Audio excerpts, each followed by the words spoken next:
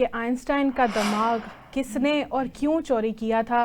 آپ سبھی جانتے ہیں آئنسٹائن کو مشہور سائنسدان تھے اور انہوں نے کس طرح سے فزکس کو ہماری زندگی کے اندر ایڈ کیا ہے اور کس طرح بتایا ہے کہ یہ جو ہماری گریوٹی ہے وہ کیوں اور کیسے کام کرتی ہے۔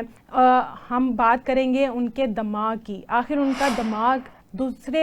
لوگوں کے مقابلے میں اتنا ذہین کیوں تھا، اور یہی جو کشمکش ہے وہ ایک ڈاکٹر کو ان کا دماغ کھولنے پر مجبور کر دیتی ہے۔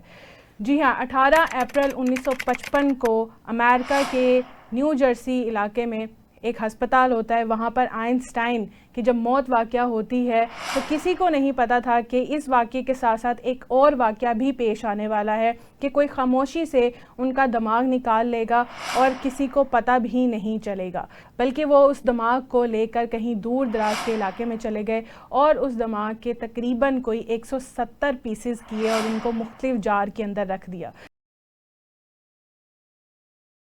السلام علیکم ناظرین، ٹی وی ٹوڈے ڈیجیٹل کے ساتھ میں ہوں آمنہ طاہر۔ ناظرین، آج آپ کو بتانے لگے ہیں کہ آئنسٹائن کا دماغ کس نے اور کیوں چوری کیا تھا۔ آپ سبھی جانتے ہیں آئنسٹائن کو مشہور سائنسدان تھے اور انہوں نے کس طرح سے فزکس کو ہماری زندگی کے اندر ایڈ کیا ہے اور کس طرح بتایا ہے کہ یہ جو ہماری گریوٹی ہے وہ کیوں اور کیسے کام کرتی ہے اور دنیا اس گریوٹی کے ذریعے کیسے چل رہی ہے۔ جی، آئنسٹائن کو کون نہیں جانتا، لیکن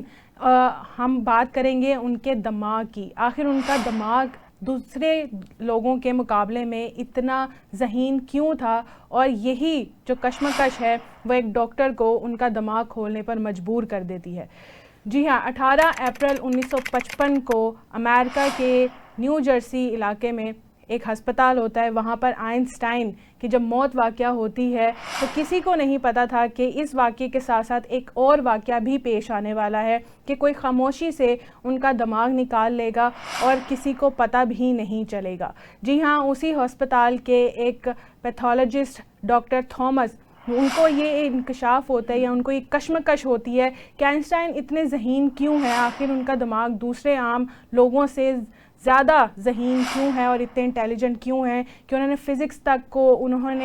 ڈاکٹر تھامس نے پوسٹ مارٹم کے دوران یہ قدم اٹھایا کہ انہوں نے خاموشی سے آئنسٹائن کے دماغ کو ان کے جسم سے نکال لیا۔ یہ کوئی چوری نہیں تھی، بلکہ ایک سائنسدان کے لیے آپ سمجھ لیں کہ دیوانگی تھی۔ وہ یہ جاننا چاہتا تھا کہ کیسے آئنسٹائن اتنے ذہین ہیں، عام انسانوں سے ان کی ذہانت 100 گنا کیسے زیادہ ہو سکتی ہے۔ لیکن جب وہاں کے ہسپتال کے مینجمنٹ کو پتہ چلا تو انہوں نے فوری یہ مطالبہ کیا کہ آئنسٹائن کا دماغ واپس کر دیا جائے، ورنہ آپ کو نوکری سے نکال دیا جائے گا۔ اور مینجمنٹ نے انہیں نوکری سے نکال دیا، لیکن ڈاکٹر تھامس نے ان کا دماغ یعنی کہ آئنسٹائن کا دماغ جو ہے اس کو واپس نہیں کیا، بلکہ وہ اس دماغ کو لے کر کہیں دور دراز کے علاقے میں چلے گئے اور اس دماغ کے تقریباً کوئی 170 پیسز کیے اور ان کو مختلف جار کے اندر رکھ دیا۔ ڈاکٹر تھامس نے 170 جب جار بنا لیے آئنسٹائن کے دماغ کے حصے کر کے، تو وہ اپنی گاڑی کے اندر یہ تمام جار رکھتے تھے اور مختلف سائنسدانوں کے پاس جاتے تھے اور ان کو یہ جار جو ہے وہ تحفے کے طور پر دیتے تھے اور کہتے تھے کہ اس کے اوپر ریسرچ کریں۔ 40 سالوں تک تھامس کے پاس یہ جار رہے، یہ دماغ آئنسٹائن کا جو دماغ ہے وہ ان کے پاس موجود رہا، لیکن 20 سالوں کے بعد آئنسٹائن کے جو بیٹے ہیں ان سے باقاعدہ طور پر اجازت لے کر تھامس نے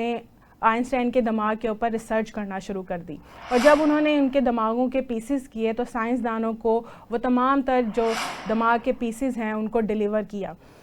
سائنسدانوں کا کہنا یہ ہے کہ جب ہم نے آئنسٹائن کے دماغ کے اوپر ریسرچ کرنا شروع کی تو ہم نے دیکھا کہ ان کے کچھ ایسے حصے دماغ کے جو ہیں وہ عام آدمی سے زیادہ چوڑے ہیں اور زیادہ بڑے ہیں۔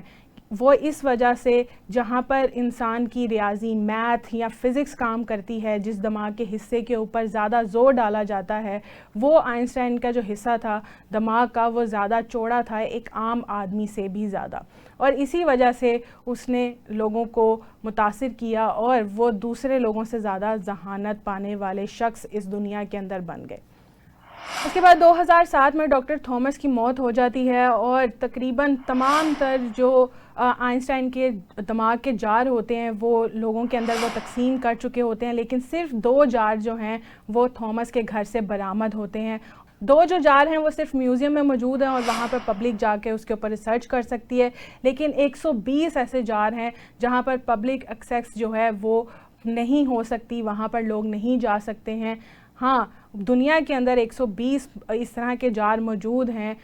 جس کے اندر آئنسٹائن کا دماغ ہے، لیکن اس کے علاوہ جو 170 کے اندر سے 50 جار ہیں وہ کوئی بھی نہیں جانتا کہ وہ کس کے پاس ہیں، کون سے سائنسدان کے پاس ہیں اور کون اس کے اوپر ابھی تک ریسرچ کر رہا ہے۔ آئنسٹائن کا دماغ اتنا ذہانت والا تھا کہ ہر کوئی اس کے اوپر ریسرچ کرنے کی کوشش کرتا ہے، اور ابھی بھی اگر ہم فزکس پڑھیں یا اگر ہم کوئی بھی کیمسٹری یا میتھ کی طرف جائیں تو یہی دماغ جاتا ہے کہ کس نے سب سے پہلے سوچا ہے کہ یہ فارمولا نکالا جائے اور ریلیٹیوٹی کا فارمولا ایکویشن بنائی جائے تاکہ لوگوں کو پتہ چلے کہ گریوٹی کس طرح کام کرتی ہے، کیونکہ اتنی صدیاں گزرنے کے بعد بھی ہم ابھی بھی اس کے اندر مبتلا ہیں اور حیران ہوتے ہیں کہ ہم بھی ان کا دماغ دیکھ سکیں کہ اتنی ذہانت کہاں سے آئی تھی۔ تو یقیناً ڈاکٹر تھامس نے یہ کرنے کی کوشش کی اور ڈاکٹر تھامس نے اس میں کامیاب بھی ہو گئے اور اس کے اوپر ریسرچ کرنے میں بھی کامیاب ہو گئے۔ یہ تھا آج کا ویلاگ۔ اپنی میزبان کو دیجیے اجازت۔ اللہ حافظ۔